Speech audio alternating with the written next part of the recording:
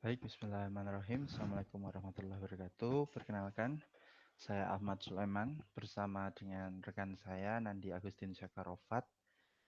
Kami menulis sebuah paper berjudul Kritik Epistemologi Psikologi Islam Ragam Wajah Satu Tujuan. Pada malam hari ini, pada kesempatan kali ini, perkenalkan saya Ahmad Sulaiman untuk mempresentasikan, menyajikan paper kami ya dalam sebuah PowerPoint. Harapan kami rekan-rekan dapat memberikan masukan, kritik, saran yang dapat membangun naskah kami sehingga lebih baik lagi dan menjadi bahan untuk kami memperbaiki paper kami ini. Baik, judul dari paper kami adalah Kritik Epistemologi Psikologi Islam, Ragam Wajah Satu Tujuan. Nah, kenapa kami mencapai judul ini ya? Kami melihat kami memiliki latar belakang yang berangkat dari fenomena-fenomena yang mungkin Bapak Ibu telah amati sementara waktu. Misalnya yang pertama kita melihat ya, kami melihat bahwa ada inkonsistensi dan mungkin kontradiksi intelektual yang pertama ya. Di satu sisi umat muslim, ilmuwan muslim psikologi melihat barat sebagai yang beda sama sekali, yang uh, antitesis bagi Islam, yang musuh bagi Islam. Tapi di satu sisi kita meyakini bahwa Islam berkontribusi begitu besar bagi kemajuan pengembangan ilmu pengetahuan barat. Nah, jadi sesuatu yang lucu adalah kita meyakini bahwa Barat dan Islam adalah dua hal yang berbeda sama sekali, yang tidak mungkin ada satu titik temu, sehingga kemudian kita berusaha untuk mencari-cari, menemukan, mendevelop sendiri psikologi Islam, ya, dalam kerangka, dalam tanda kutip, dalam kerangka khasanah literatur keislaman.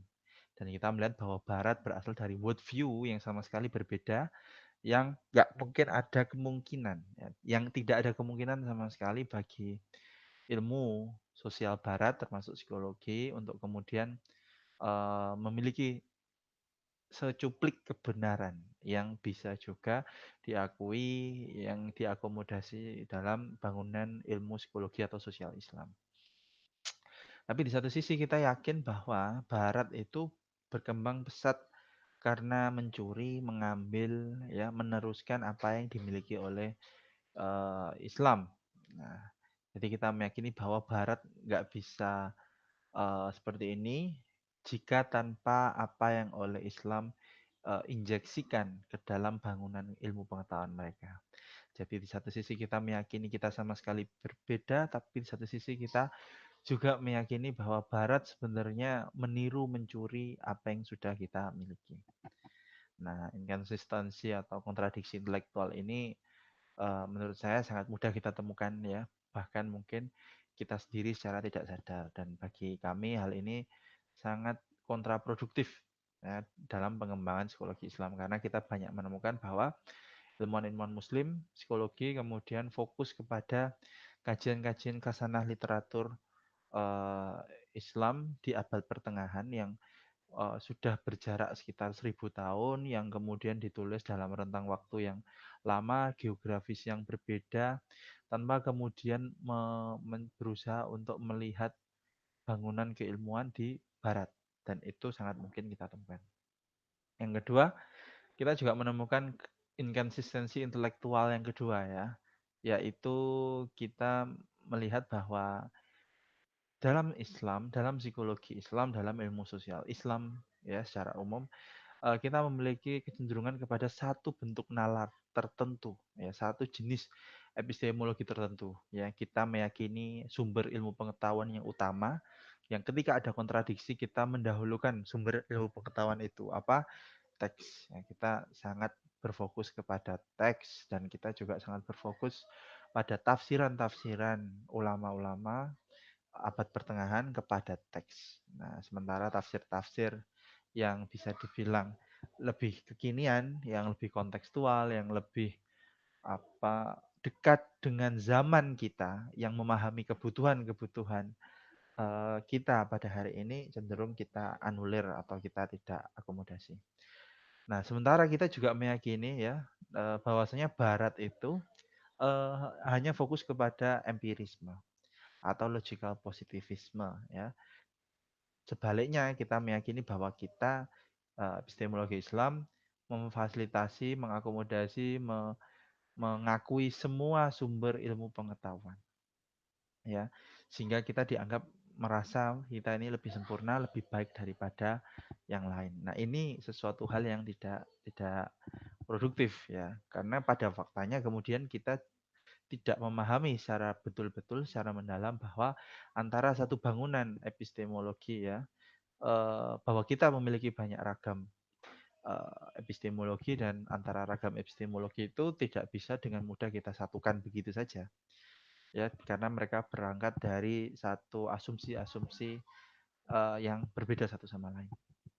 Nah, kemudian yang ketiga, fenomena yang bisa kita amati adalah adanya kemandekan atau lambatnya pengembangan kajian-kajian psikologi Islam. Kita tidak melihat ada pengembangan ya sejauh ini.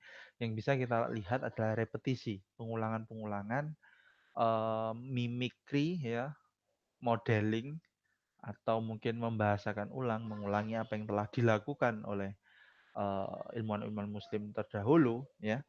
Nah, itu sebabnya juga dalam konteks aplikatif akan ada kesulitan yang sangat nyata karena memang ilmu psikologi Islam mengabaikan pengembangan ilmu pengetahuan selama 1000 tahun, mengejar ilmu pengetahuan yang pada satu titik terjadi di masa lalu tanpa berusaha untuk memahami dan mengapresiasi bangunan ilmu pengetahuan yang membawa peradaban barat maju sampai sekarang. Hal ini tentunya berlawanan dengan konsep Islamisasi ilmu menurut Ismail Raja Al-Faruqi ya, yang memahami bahwa seharusnya kita membangun Islamisasi sains ya dengan memahami kedua sisi, baik khasanah literatur keislaman maupun eh, bangunan ilmu barat yang sedang kita usahakan untuk kita dekonstruksi dan rekonstruksi. Nah, ketiga masalah ini yang membuat kami kemudian melihat adanya eh, panggilan untuk menuliskan paper ini. Nah, kami kemudian memberikan solusi, yaitu kritik dan konstruksi epistemologi psikologi Islam. Yang ini harus segera kita lakukan. Ya, enggak bisa enggak dalam waktu yang secepat mungkin harus segera kita lakukan. Yang pertama, ilmuwan Muslim, psikologi mesti memahami secara mendalam ragam bangunan epistemologi Islam yang dominan, yang saling berkompetisi dan memproduksi bentuk ilmu masing-masing. Maksudnya adalah ya bahwa sebenarnya epistemologi Islam itu ternyata tidak hanya satu, ya, ada banyak. Ya. Tiga yang mungkin paling dominan yang kita akui adalah epistemologi Bayani yang berfokus pada teks, epistemologi Burhani yang berfokus pada rasio, epistemologi Irfani yang berfokus kepada uh, intuisi. Nah, ketiganya itu ternyata saling berkompetisi. Ketika misalnya ada satu kebenaran yang diproduksi oleh masing-masing nalar, bangunan nalar atau bangunan epistemologi dan berlawanan, nah disitulah saat dimana kita harus memutuskan yang mana kebenaran yang bisa kita ambil, ya. Dan memang masing-masing epistemologi memiliki kelemahan dan juga sebenarnya saling beririsan di satu sisi, utamanya dalam konteks epistemologi Bayani yang juga mempengaruhi epistemologi Irfani dan epistemologi Burhani.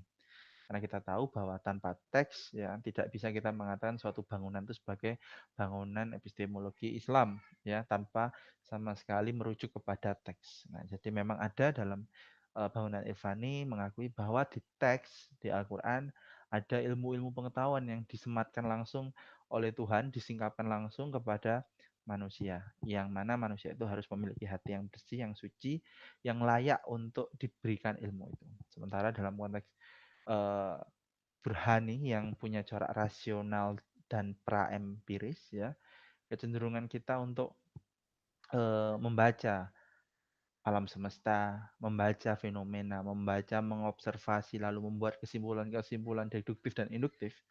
Nah, itu ada dalam Burhani. Dan keduanya itu memang berbeda satu sama lain. dan saling mungkin mengeliminasi. Nah, kita harus mulai untuk mau belajar lagi, memahami lebih dalam mengenai bangunan epistemologi itu, dan berusaha untuk membangun satu bentuk ilmu pengetahuan berdasar pada epistemologi masing-masing. Jadi epistemologi Bayani akan sangat berbeda dengan Irfani dan juga Burhani dalam konteks metode penelitian yang dia ambil. Bagaimana jalan menuju kebenaran itu pasti akan berbeda ketika sumber ilmu pengetahuan, bagaimana mendekati ilmu pengetahuan, apa yang disebut ilmu pengetahuan itu berbeda di antara ketiganya. Yang kedua, langkah yang lebih daripada yang pertama adalah kita harus selain berpikir di dalam, kita harus berpikir antar epistemologi.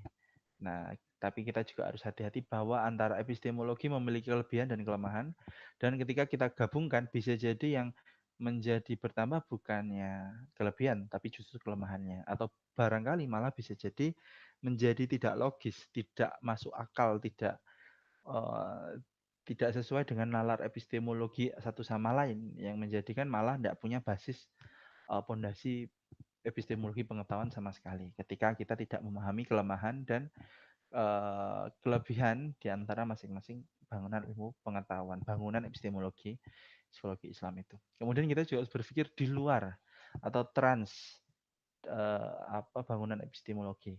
Nah, tapi kita tidak mungkin berpikir trans kalau kita nggak kemudian mau nggak mau harus membentuk satu bangunan epistemologi baru ya yang holistik juga, yang di antara elemen-elemennya, substansinya tidak saling berkontradiksi. Yang selama ini kita tahu ketika kita meyakini bahwa oh kita punya pengakuan terhadap nalar, teks dan intuisi. Pada faktanya sebenarnya antar elemen itu saling berlawanan. Sehingga tidak mungkin kita memiliki keyakinan yang awam, yang lama seperti itu. Kita harus membangun corak epistemologi baru yang lebih holistik, lalu berangkat dari epistemologi itu untuk membangun ilmu baru psikologi Islam.